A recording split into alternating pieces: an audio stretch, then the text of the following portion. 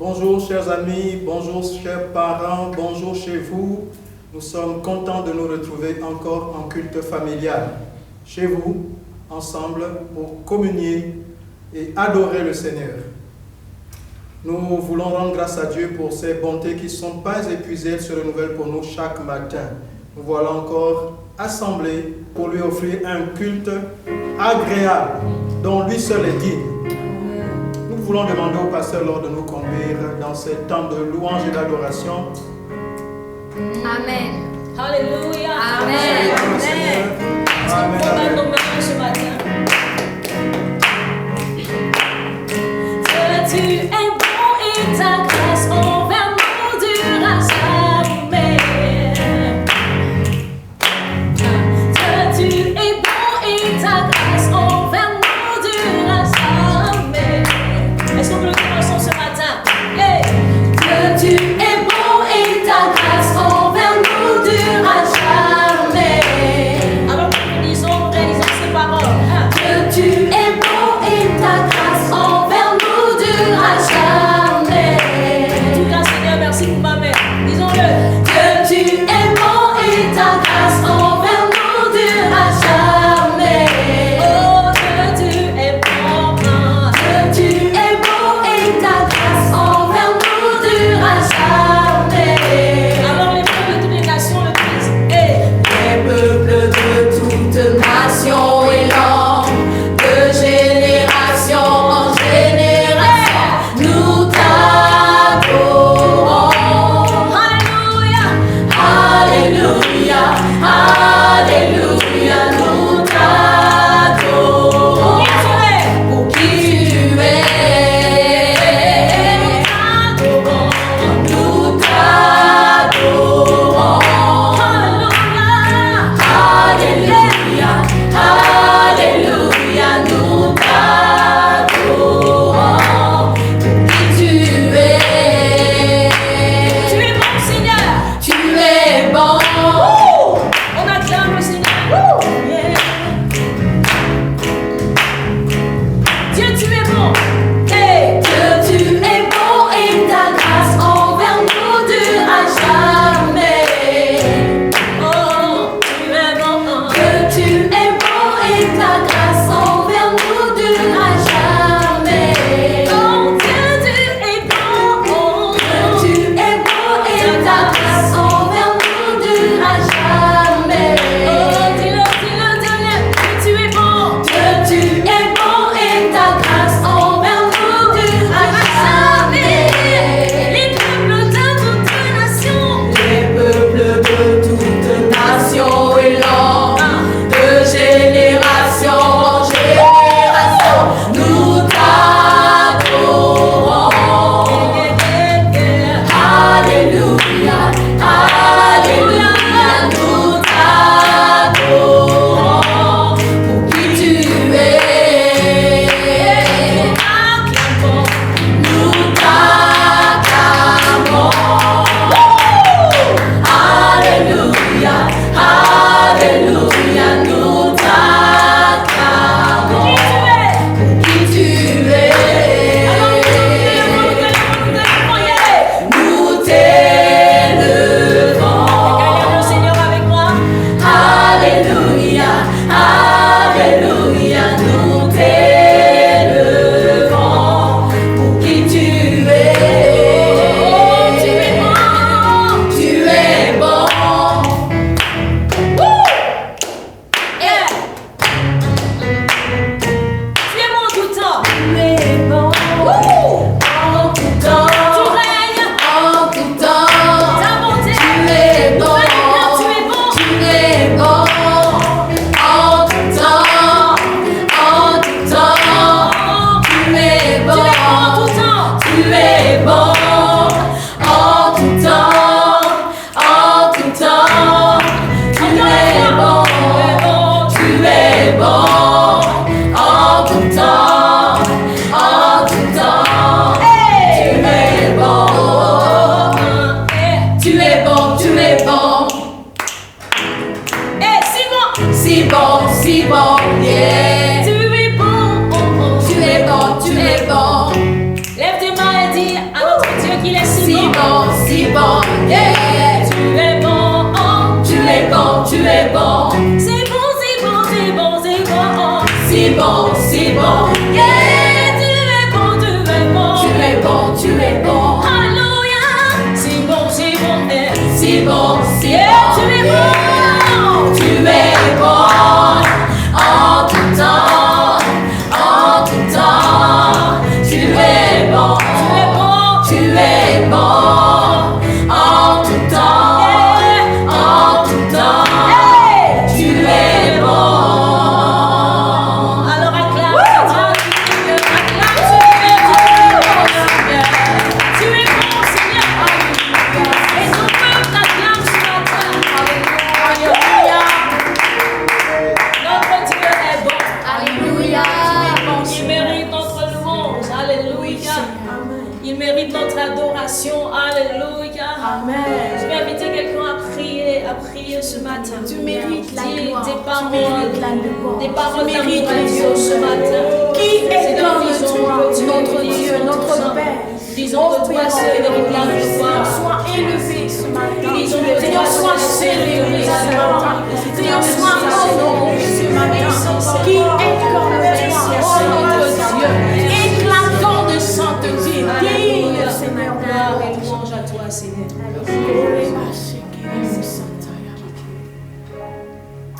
Alléluia. Tu mérites la gloire. Tu mérites la gloire. Tu mérites la gloire, Seigneur. Alléluia.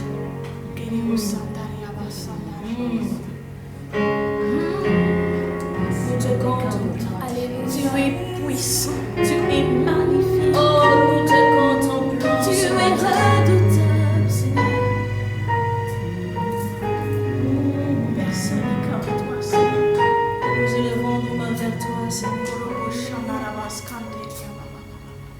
Tu mérites la louange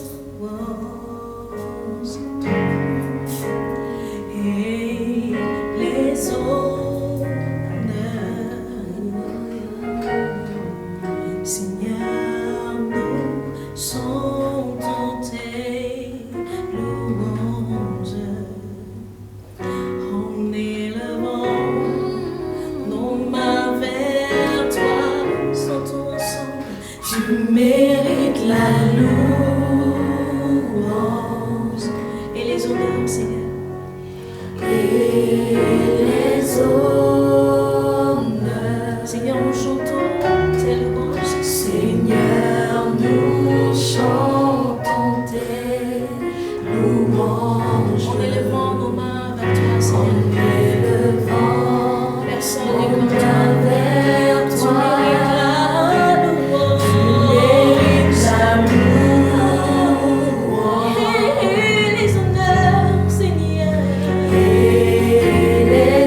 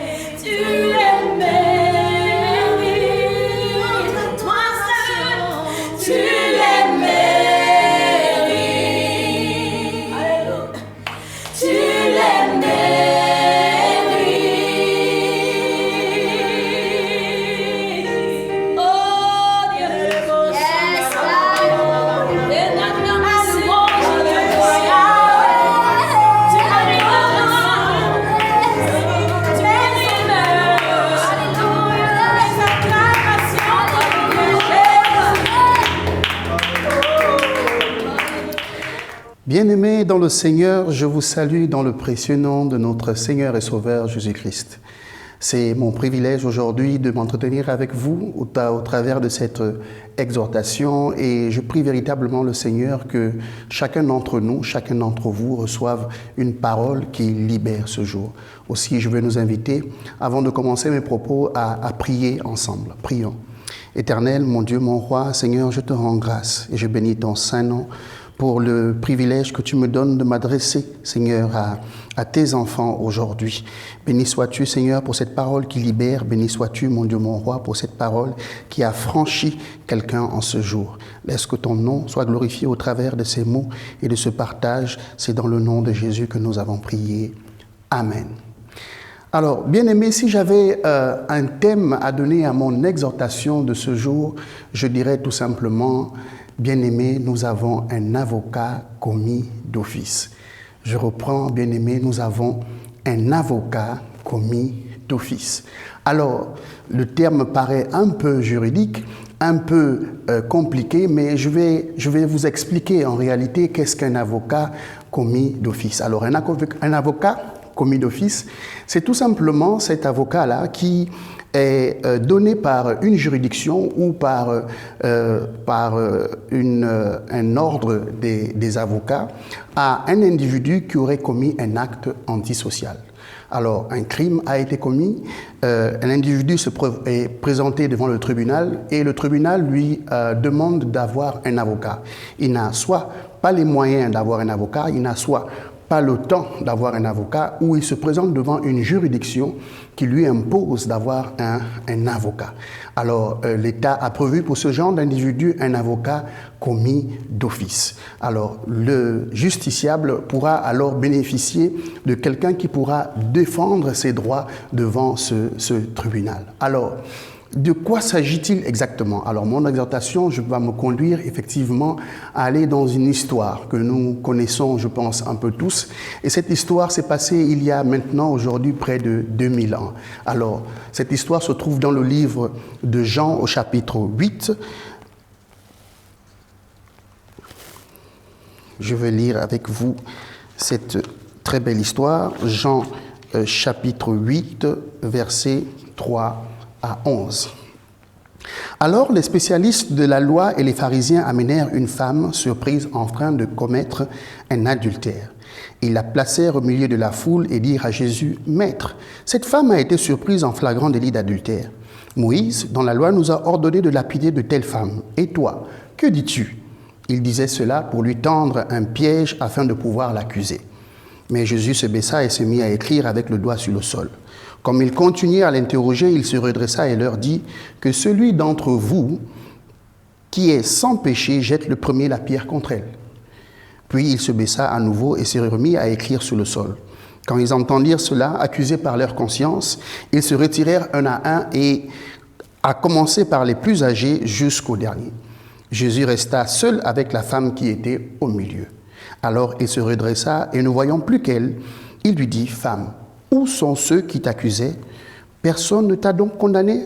Elle répondit: « Personne, Seigneur. » Jésus lui dit: « Moi non plus, je ne te condamne pas. Vas-y et désormais, ne pêche plus. » Alors, bien aimé, le décor est planté. Nous avons un présumé coupable qui est la femme. Nous avons son crime ici, qui est l'adultère. Nous avons des accusateurs qui sont les spécialistes de la loi et les pharisiens. Nous avons une loi sur laquelle ils vont s'appuyer, c'est la loi de Moïse, et nous avons un juge a priori qui est le Seigneur Jésus. Voyez-vous, bien-aimés, cette histoire paraît simple de prime abord. Une femme a été surprise en flagrant délit d'adultère et elle est amenée devant le maître pour être jugée sur la base de la loi de Moïse. Mais en réfléchissant un peu, nous constatons rapidement que nous ne pouvons pas tout simplement passer cette histoire sans essayer de se mettre à la place de l'avocat de cette femme. Alors, un avocat, qu'est-ce qu'il ferait? Un bon avocat irait rapidement dans le texte de loi pour essayer de trouver les failles sur la condamnation qui va être faite à la femme. Alors, moi, je suis allé rapidement et j'ai regardé dans le texte, dans le Lévitique chapitre 20, verset 10, il est dit ceci: « Si un homme commet l'adultère avec la femme d'un de ses compatriotes, Les deux coupables doivent être mis à mort.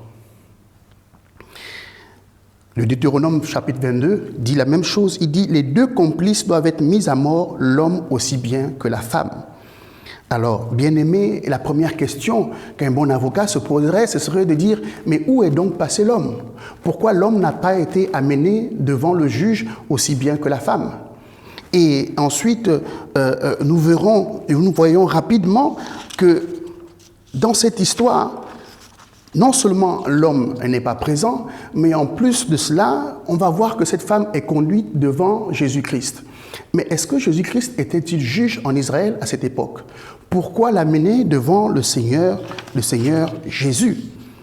Et enfin, je me poserai la question de savoir, mais pourquoi Jésus-Christ, qui connaissait la loi, n'a-t-il pas révélé toutes ces failles en réalité qui se trouvent dans ce texte? Pourquoi n'a-t-il pas demandé où est l'homme? Pourquoi n'a-t-il pas demandé à ces gens, pourquoi amenez-vous cette femme devant moi alors que je ne suis point juge? Et je suis sûr qu'en lisant davantage, vous trouverez beaucoup de questions, vous trouverez beaucoup d'arguments pour pouvoir défendre cette femme. Mais il y a une constante. Il y a une constante sur laquelle je pense que nous nous accorderons tous. C'est que cette femme a été prise en flagrant délit d'adultère. Et donc, elle était coupable. Et ça, nous ne pouvons pas l'ignorer. Cette femme était condamnée à mort.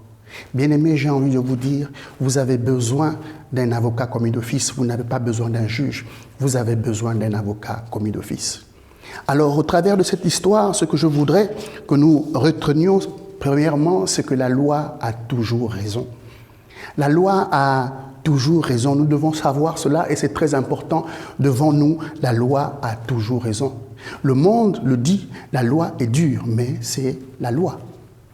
Dans son épître aux Romains, l'apôtre Paul, au chapitre 3, versets 19 à 20, dit ceci: « Or, nous savons que tout ce que dit la loi, elle le dit à tous ceux qui sont sous la loi, afin que toute bouche soit fermée et que tout le monde soit reconnu coupable devant Dieu.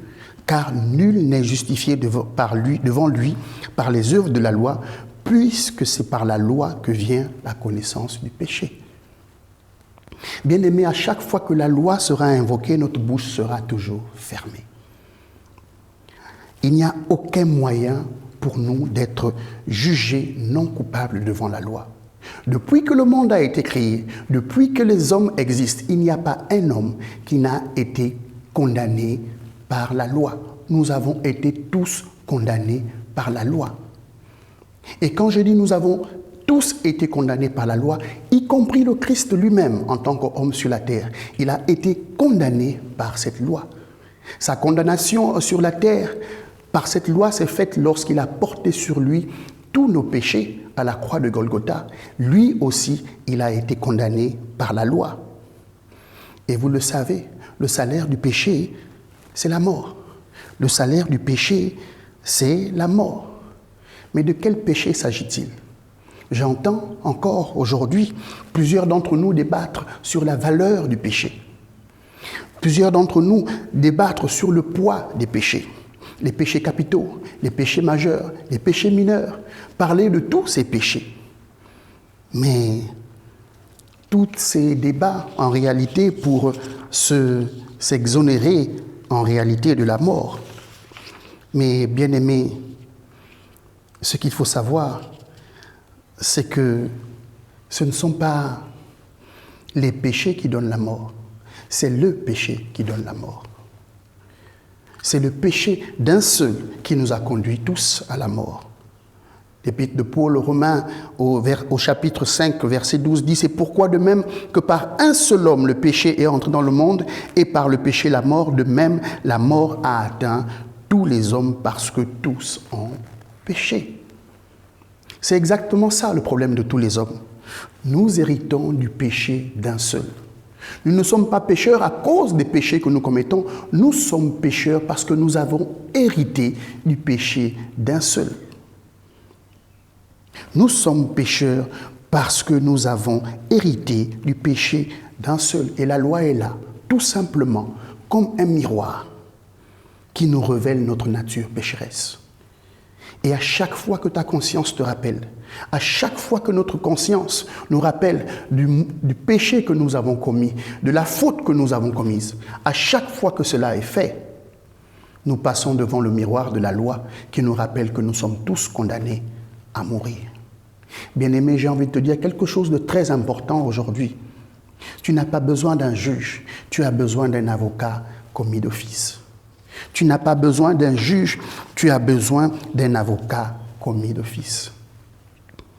Mais alors, deuxièmement, pourquoi alors cette loi qui condamne, qui juge et qui sanctionne? Sommes-nous donc tous condamnés à vivre avec d'une part le péché, hérité d'un homme, et d'autre part la loi qui condamne? Que nous sert-il de vivre si nous savons que nous sommes déjà condamnés à mourir, d'une part, et que d'autre part, il y a ce péché qui vit en nous? Pourquoi dois-je m'efforcer à obéir à la loi alors que je sais que ma nature pécheresse ne peut le faire? Pourquoi cette loi? En méditant un peu, j'ai trouvé un début de réponse. L'apôtre Paul, dans son épître aux Galates, dit ceci, il dit « Ainsi la loi a été comme un pédagogue pour nous conduire à Christ afin que nous fussions justifiés par la foi. La foi étant venue, nous ne sommes plus sous ce pédagogue, car vous êtes tous fils de Dieu par la foi en Jésus-Christ. » Ah, bien-aimé, cher ami, le Seigneur, notre Dieu, dans sa justice parfaite, dans sa sainte horreur du péché, dans sa sainteté, avait prévu une chose. La loi n'était pas seulement là pour nous condamner, elle était aussi là comme un pédagogue qui nous conduit vers le Christ. La loi était là comme un miroir, nous rappelant notre nature de pécheur, nous rappelons que nous sommes condamnés, mais la loi était aussi là comme un pédagogue pour nous conduire vers le Christ. En écrivant ces mots, j'ai réalisé à quel point notre Seigneur était pétri d'une sagesse incommensurable. Revenons un peu dans le texte un instant. Cette femme est là, elle a été prise en flagrant délit d'adultère. Et qu'est-ce que la loi va faire? La loi va la conduire tout doucement vers le Christ. Et c'est ce que le texte dit, la loi est comme un pédagogue qui nous conduit vers le Christ. Bien-aimé, je ne sais pas quel jugement est tombé sur toi. Je ne sais pas de quelle condamnation tu fais l'objet. Je ne sais pas dans ta famille, dans ton travail. Je ne sais pas dans ton milieu, dans quelle situation tu te trouves. Mais je voudrais te dire une chose. Ils finiront toujours par t'amener devant le Christ. La loi t'amènera toujours devant le Christ. Parce que oui, la loi est un pédagogue qui te mènera toujours devant le Seigneur. Je veux dire à quelqu'un qui m'écoute que là où tu es, là où tu as été condamné, devant le Christ, tu seras justifié. Devant le Christ, tu seras justifié. Oui, il ne sera pas ton juge. Viendra le moment où il sera un juge. Viendra le moment où il viendra juger les vivants et les morts. Mais ce moment n'est pas encore arrivé. Pour l'instant, il est notre avocat auprès du Père. Pour l'instant, il est notre avocat auprès du Père. La loi n'était pas encore achevée. La loi n'était pas encore accomplie. Voyez-vous, au départ de la loi, le Seigneur avait prévu que la loi devait être accomplie seulement lorsqu'elle aurait condamné tous les hommes. Adam a été condamné à mort. Le Seigneur l'avait dit à Adam, le jour où tu désobéiras, tu mourras. Et depuis lors, la loi cherche à tuer tous les hommes. Elle cherche à tuer tous les hommes dans leur ensemble. Mais comme elle n'a pas pu le faire avec l'Adam, le premier Adam, elle va le faire avec le second Adam. Elle cherchait un homme qui rassemblait en lui tous les hommes, toute l'humanité. Et lorsqu'elle arrive jusqu'à Christ, elle trouve alors là son accomplissement parfait. Elle trouve le Christ et elle s'accomplit dans le Christ. Lorsqu'elle condamne le Christ à la croix de Golgotha, qui a porté sur lui tous nos péchés, en réalité, elle donne sa sentence finale. À partir de là, il n'y a plus de condamnation pour aucun d'entre nous. Il n'y a plus aucune condamnation parce que le Christ a porté sur lui toutes nos condamnations. Bien-aimés, c'est par la loi que nous avons connu notre état de pécheur. C'est par la loi aussi que nous avons été conduits vers le Christ. Je rends grâce à Dieu pour cette merveilleuse nouvelle. La loi est un pédagogue qui nous conduit vers le Christ. Bien-aimés, il ne se passe pas un jour sans que la loi ne vous conduise vers le Christ. Il ne se passe pas un jour sans que la loi ne vous révèle votre état de pécheur. Mais, bien-aimés, il y en a encore plusieurs qui choisissent d'argumenter eux-mêmes. Ils se font leur propre avocat. Mais je vous ai dit plus haut, il y a des juridictions devant lesquelles votre bouche doit être fermée. Il y a des juridictions devant lesquelles vous ne pouvez pas argumenter. Si vous essayez d'argumenter, la loi vous dira toujours de vous taire, parce qu'il y a des juridictions devant lesquelles vous ne pouvez pas vous présenter sans votre avocat. Il y a des juridictions devant lesquelles votre argumentaire n'a aucune valeur devant le juge. Devant Dieu, quel homme peut-il avoir raison? Un enfant de 2 ans, peut-il avoir raison devant son père? Je pense qu'il faut tout simplement être comme cette femme. Devant le juge, elle a tout simplement accepté de se taire. Et lorsqu'elle a accepté de se taire, elle a laissé parler son avocat commis d'office.